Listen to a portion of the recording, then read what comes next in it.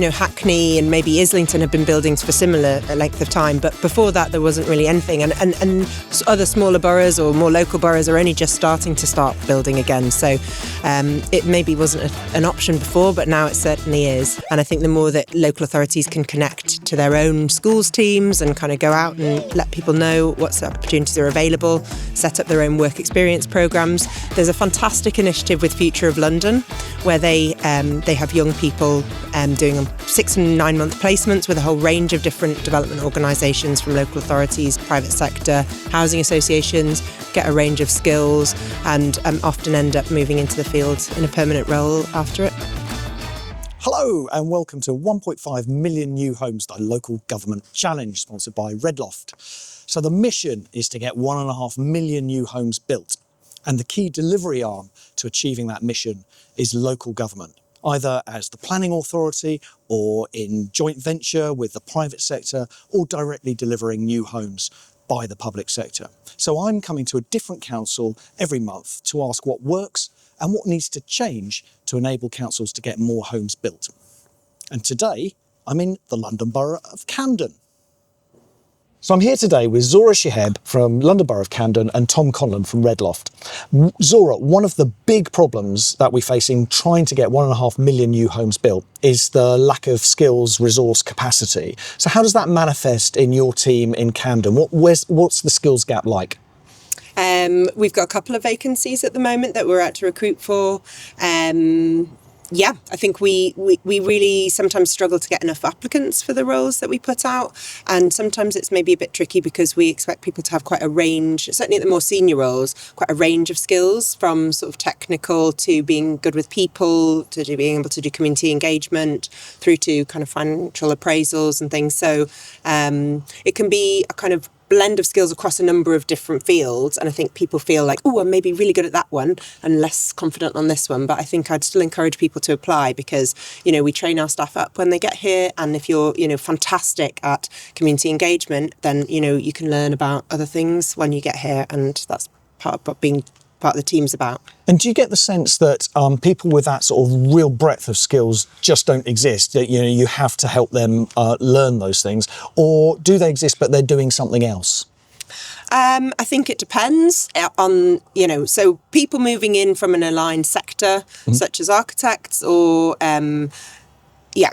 people who just have one of the skill set, and we've got engineers coming into our team. They, I think, are in a prime spot to be able to learn the other skills. They might have a kind of basic understanding of financial viability and can have a thorough training when they get there. Other people might be moving up into a more senior role in my team. They might have come from another council and be maybe doing a more junior role in the development team there. That's quite a common route. And I think we find less people make the move as a private sector development manager, say, into council development managing, just because I think the pay is quite different. But I think the range of packages that we offer as a council employer in terms of the maternity, pension, the flexibility, great holidays at Camden, you get 31 days a year. Those kind of things are really worth a lot to people at different stages of their lives. And so really encourage people to have a look and think beyond just the pay. Great, thanks, Zohra. That's a great segue as well, Tom, because you're currently recruiting into the private sector to work for the public sector, aren't you? Are you going back to the office now to demand 31 days? I'll do my best with that one, but I think so. We were out for recruitment at the moment for people coming into the sector, so graduates or junior development consultants coming into their sort of first professional role. And I think that kind of you mentioned that technical expertise, and there is, I think, that fear, I don't have this technical expertise, and that, I think you're right, puts some people off applying. I think one of the attributes we look for is real curiosity. So you can learn technical skills, and we support people through their RICS program and others. But really, it's that curiosity, that desire to kind of get stuck in, get your hands dirty, and want to be part of something special. And that's the thing.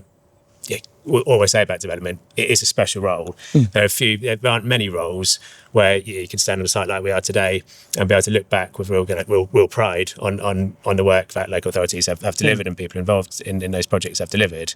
So I think getting that across to the wider market of candidates is always a challenge, but one I think that we collectively as a sector kind of need to keep pushing and need to keep promoting.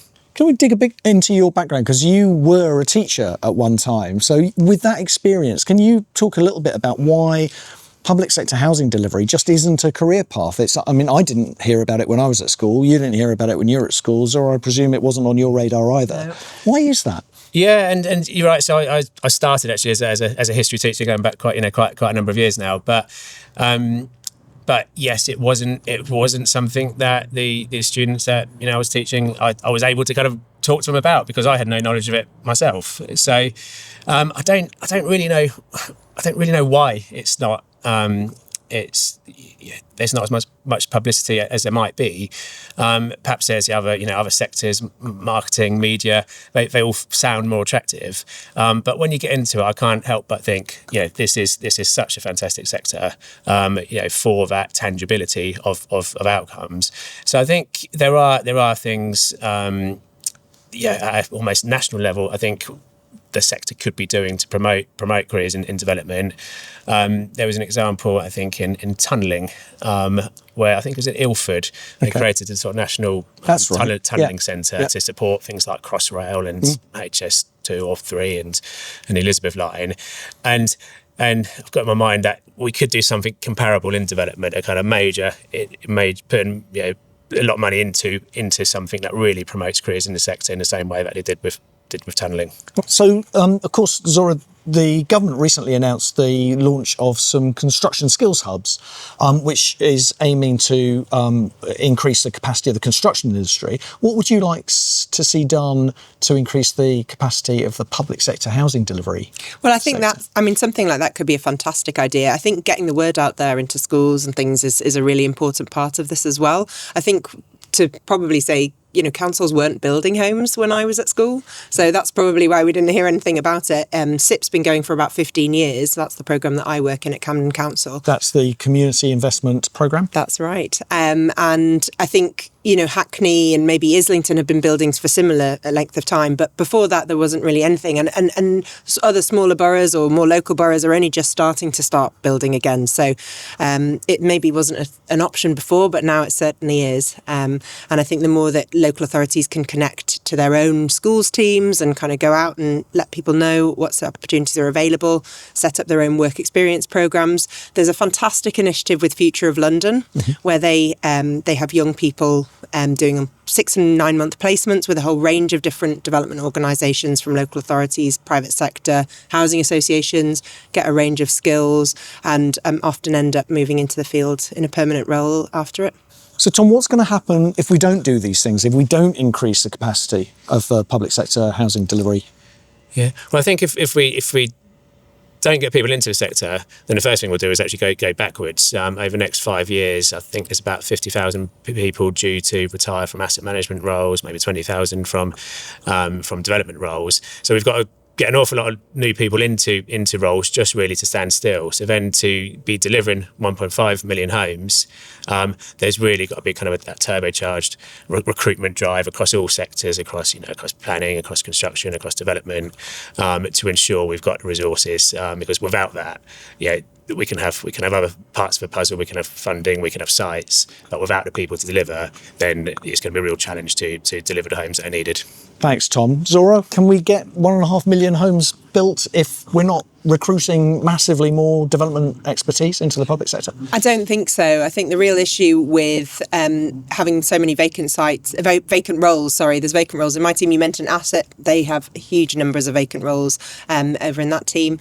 It's just that things kind of slow right down and we deliver less.